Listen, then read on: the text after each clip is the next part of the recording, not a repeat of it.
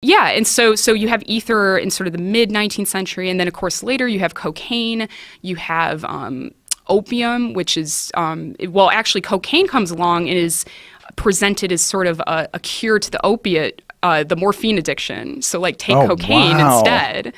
And I had brought, it's in my Mary Poppins bag, I'll show it to you later after the show. I brought a postcard that shows a dentist, and he's pulling a tooth, and the person wrote underneath, just had a tooth pulled with cocaine. So they were using it for all kinds of things, and doctors were becoming addicted themselves to these drugs. Then heroin comes along. Bayer invents heroin. Heroin is given to your children. It's put in all kinds of things. Again, it's positioned as, break your cocaine addiction now with heroin. So it was just a crazy period, and it was really sort of in the early 20th century when a lot of this stuff started to be regulated finally. Wow. I didn't bring any of that with me.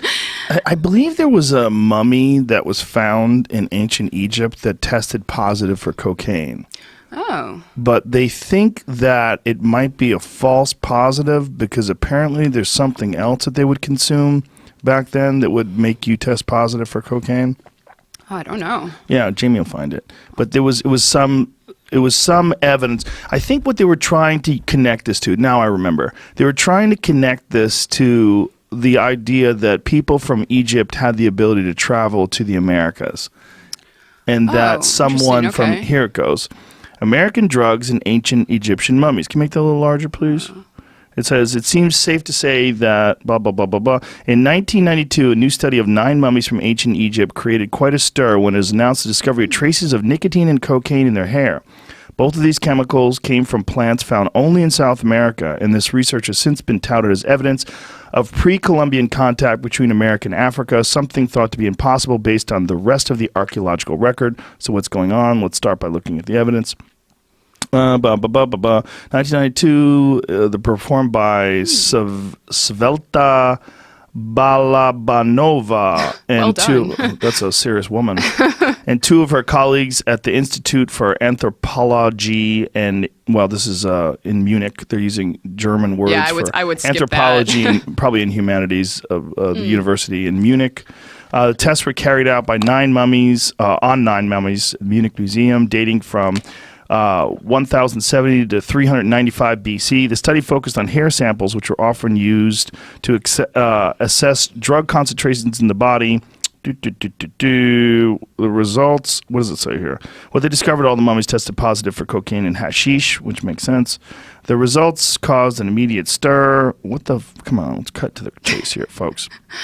First thing to say, archaeologists are not just being stubborn about this. There are many reasons not to think the traces of drugs in 9 mummies means. What is it? What is the conclusion? Cut to the chase, you fucks. This is a real academic article here. Yeah, nicotine, cocaine. Okay, back up, cocaine, stop.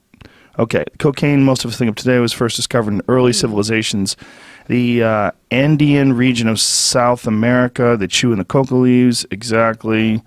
Instead, the cocaine and possibly the nicotine, too, were actually being introduced to the mummies as part of an embalming process. Huh. Oh, that's interesting. Whoa. More likely they obtained cocaine from America. Okay. I don't know. I give up. There's no way. We'll have to read this. You did it good, yeah. I tried. Yeah, you This tried. seems like it's going to take a long time. Many resins and spices, hold on a second, were certainly used this day. We aren't entirely sure what they all were. Rare or exotic materials were almost certainly used. And it is far less of a stretch to suggest this included imports from the Middle East and potentially as far afield as India. I don't know. I think they're very skeptical about the idea that people from Egypt were able to travel all the way to the Americas where cocaine was, but I think part of the conclusion was that there were some other things that would make you test positive for cocaine. Oh, it's interesting. It was sort of like poppy seeds make you test positive for heroin. Right, yeah. Like if you have to go for a drug test for work, they say don't eat poppy seed Don't bagels. eat that pop. Yeah, wasn't there like a Seinfeld episode? I'm looking at the Wikipedia for it too. It might have been part of a thriving tourist scam in Egypt in the Victorian era. So they might have said it was there, and so people would come look, and then, Wait a minute, said what was there? The cocaine.